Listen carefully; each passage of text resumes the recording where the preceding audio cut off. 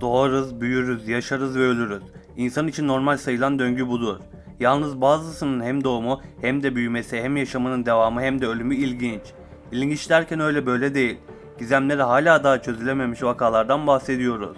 Hepsi kayıtlara geçmiş, haber bültenlerine konu olmuş, tanıkları hatta mahkeme kayıtları bulunan olaylar. Bunlar yaşamış en acayip insanlar ve başlarından geçen tuhaf ama gerçek olaylar. 4 numara Lina Medina. Lina belki de listenin en trajik karakterlerinden.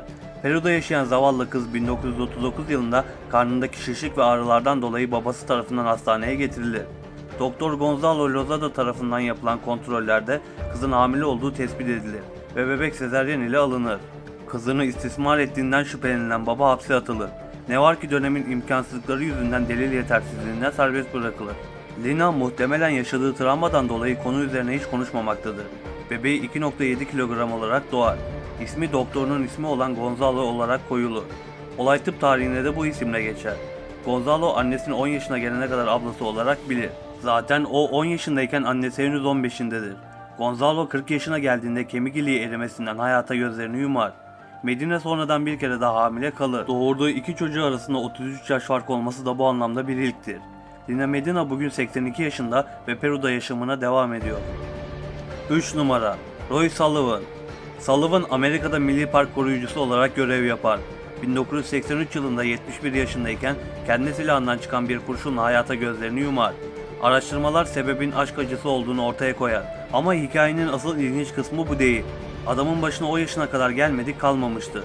Sullivan'ı 1942, 1969, 1970, 1972, 1973, 1976 ve 1977 yılında yıldırım çarpar. Bu olayın acayipliği normal şartlar altında bir kişiye yıldırım çarpma ihtimalinin 600 binde bir olmasıdır. Buna göre Sullivan'ın yakaladığı istatistik 22 septilyonda birdir. Sullivan Guinness kayıtlarına göre dünyada en çok yıldırım çarpan kişi. Sullivan tam 7 defa yıldırıma maruz kalmıştır. 2 numara Gloria Ramirez. İki çocuk annesi Gloria Ramirez'in durumu ile ilgili bilinen en net şey kadının rahim ağzı kanserine yakalandığı. Geri kalan sırlar bugün bile çözülebilmiş değil. 1994 yılında 31 yaşındaki Ramirez kansere bağlı ağrılarından dolayı hastaneye gitti. Hemşirelerden biri Ramirez'in kolundan kan almak istedi. Kan tüpe dolmaya başladığı anda amonyağa benzer bir koku odayı sardı ve hemşire bayıldı. Gelen diğer hemşire ve onun ardından olaya müdahale etmeye çalışan doktor da kendilerinden geçtiler. Bunun üzerine acil servisteki herkes otopark alanına çıkartıldı. Bir süre sonra Ramirez böbrek yetmezliğinden hayatını kaybetti. Kadının ölümünden hemen önce vücudunda daha önce tıp tarihinde rastlanmayan bir olay yaşandı.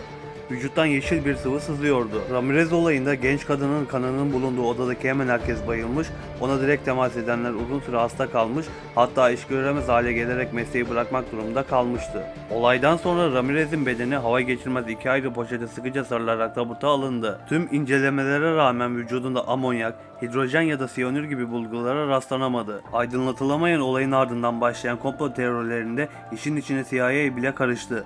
Bilinmeyen gizli kapalı deneylerden bahsedildi. Ramirez'in ailesi hastane ve görevli personellerden şikayetçi oldu. Olay üzerindeki sır perdesi halen daha kalkmadı. 1 numara Karl Tanzler. Alman doktor Tanzler Amerika'ya taşındığında 50'li yaşlarının ortasındadır. Florida'da bir hastanede çalışmaya başlar. Verem dönemin en ölümcül hastalıklarındandır. 1930 yılında hastaneye Elena Hoyos isminde 22 yaşında Kübalı bir kız yatar. Şikayet yine veremdir. Tanzler tedavi ettiği kıza saplantılı halde bağlanır. Ancak elinden geleni yapsa da kızı kurtaramaz. Hikayenin bundan sonrası biraz Doktor Frankenstein'ı anımsatıyor. Doktor önce kızın bedenini gömmek adına sıradan bir mezar değil de bir anıt yaptırmak için alet.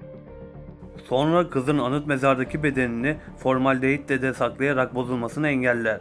Zamanla onu her gün ziyaret etmeye başlar. Takıntılı doktor sonunda kızı evine taşır ve durum anlaşılıncaya kadar tam 7 yıl onunla yaşar. Yerinden kayan kemikleri tellerle sabitler, düşen gözlerin yerine cam gözler takar ve vücudunda bozulan kısımları mumla kaplar. Kokuyu engellemek için de parfümler kullanır. Elena'nın kız kardeşi durumun farkına vardığında Tanzler nekrofilden tutuklanır. Serbest kaldığında yaptığı ilk şey Hoyos'un bir kuklasını üretmek olur.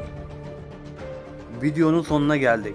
Bu tarz içeriklerin devamı için videoyu beğenip kanala abone olmayı unutmayın.